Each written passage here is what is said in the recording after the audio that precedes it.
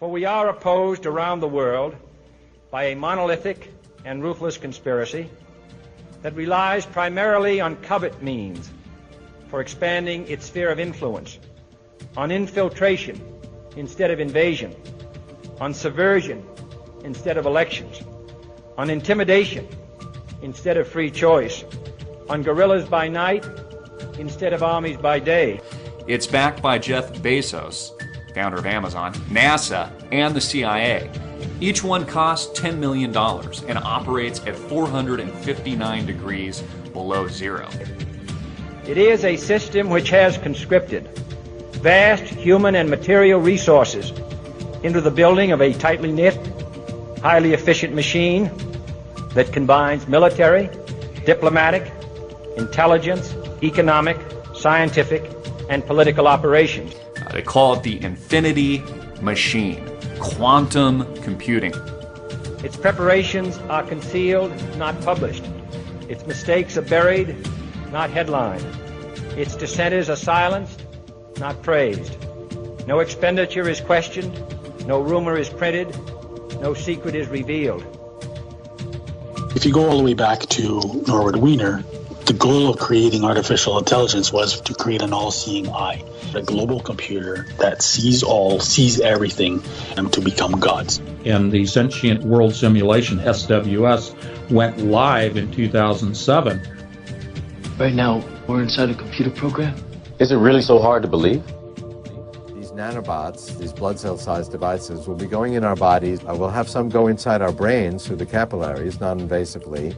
They'll be interacting with our biological neurons. They'll put our brains on the internet, and they'll also enable us to enter a virtual reality environment from within the nervous system. So if I want to go in a virtual reality environment, the nanobots will shut down the signals coming from my real eyes and my real skin and create the signals that would be appropriate for the virtual environment, and then it'll feel like I'm in that environment. This isn't real. What is real? How do you define real? If you're talking about what you can feel, what you can smell, what you can taste and see, then real is simply electrical signals interpreted by your brain. If we have algorithms that stimulate the right things and give it the right data, they could reprogram you in a way without you even knowing it. We call it hallucinating, right? But these would be controlled hallucinations run by algorithms. So you think you're in control of your own will, but it's actually some evil AI or evil people controlling everything we do, and we're more like zombies, you know? Like we think we're free and we're not actually free. It is called the Sentient World Simulation. The program's aim, according to its creator, is to be a continuously running, continually updated mirror model of the entire planet, complete with billions of nodes representing every person on the Earth. Targets and mind-controlled victims have their minds linked up for life with conscious supercomputers, which send a steady stream of bidirectional, low-frequency electromagnetic radiation to the target's brain. And what people have to realize is that these targeted individuals are basically the test stage for rolling all of this madness out to all 7 billion of us on this planet. And this was a white paper put out by Purdue University in 2006, and the Sentient World Simulation, SWS, went live in 2007, which represents every person on the planet within this computer matrix as a node, and every node is given an avatar, an identifier. And that is real-time, 24/7 monitoring of every person on the planet. This is primarily, but not exclusively, facilitated by the adiabatic quantum computers produced by D-Wave Corporation. At the time of initial reports on the program, there were only 62 country-level simulations being run by the US Department of Defense. These simulations grouped humans into composites, with 100 individuals acting as a single node. But already at that time, the US Army had used the systems to create a 1-to-1 level simulation of potential Army recruits. It's the stuff of a Hollywood movie, but a group of veterans has filed a lawsuit against the CIA and US Army claiming that the government planted remote control devices in their brains. The claims relate to a government program at the U.S. Army's Edgewood Arsenal in Maryland. The ultimate aim would be to archive enough data on each individual to be able to make a computer model of everyone on the planet. In the human genome, we have a finite in the hundreds of thousands of different genes across our species. And we mapped them out in the Human Gene Project. Well, now it's the Human Mind Project, the Global Brain Project. You know, President Obama just recently funded a whole bunch of scientists to decipher the mind. Well, our previous president, same thing, George Bush, said the same thing. They're trying to decipher every possible thought and uniqueness due to culture and language and whatnot. And the goal is to make a cognitive model or map of the victim's brain. Ultimately, the system replicates and digitizes the will, intellect, and emotions, the soul of the targets, and downloads this back into the conscious computer. Robots the smartest people. Artificial intelligence, AI. The idea is to port the software from the human brain. First, we're going to need lots of cheap, fast, parallel computers. He was referring to parallel processors, about servers. What he did not state was that it is actually the quantum computer systems coming out of D-Wave that actually creates and drives this new matrix known as the SWS. It is not transistor-based servers that run this.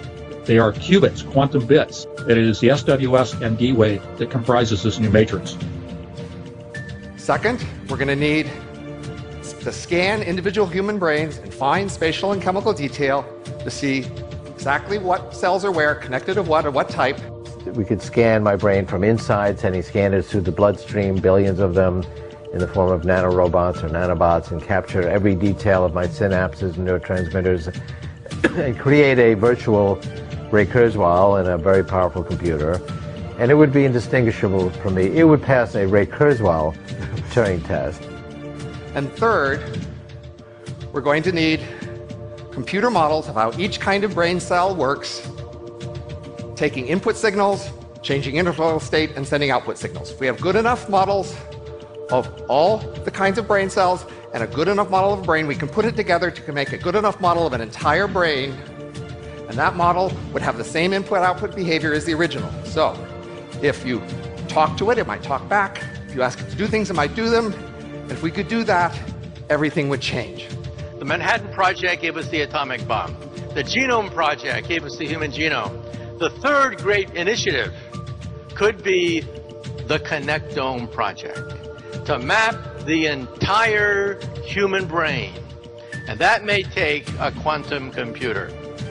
Okay, the first thing I can tell you is that M's spend most of their life in virtual reality. While this is what you would look like in virtual reality, this is what an M would look like when virtual reality. It's computer hardware sitting in a server rack somewhere. But still, it could see and experience the same thing. But some things are different for M's. An M can make archive copies, and with enough redundant archives, an M can be immortal, in principle, though not usually in practice. And an M can move its brain, the computer that represents its brain, from one physical location to another. M's can actually move around the world at the speed of light. And by moving to a new location, they can interact more quickly with M's near that new location. Emulation is really what we talk about in the SWS as the nodes, the avatars. Every single person on the planet, okay, out of Purdue University's own paper in 2006, every person is assigned a avatar. They're represented computationally in the AI system that drives the SWS as a computer node, but they're given an avatar marker. Take the avatar and hang the word emulation on it. In other words, they've been tracking us, they've been reproducing us, reproducing our metadata for years. We can model every single atom, every single molecule with a three-dimensional structure in every single brain. They claim they've modeled the personality of every adult in the United States, 230 million people. And SCL, the mothership group, they do work in any number of countries. They're involved in politics in many countries. They put together a micro-shot personality assessment for everyone. M's are very much like humans, but they are not like the typical human. The typical M is a copy of the few hundred most productive humans.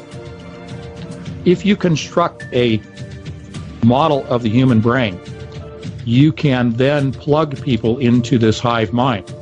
You could, as an intermediate step, take these duplicated neurons, artificial warm and wet qubits, as I call them, and you can integrate those into an actual human mind. Thus, you are able to control that human mind with artificial neurons and then have those minds connected to each other, just like you network and daisy chain computer systems. That is the hive mind. And this means that in the future, communications could be done mentally. What I'm saying is that the internet will be replaced by BrainNet. They control the mind the same way that they teach the AI computer systems at the high level of AI. We're not talking about cars and trains and planes and automobiles. Okay, we're talking about AI that is so sophisticated that it operates a sentient world simulation, so sophisticated that it actually taps in and controls the mind.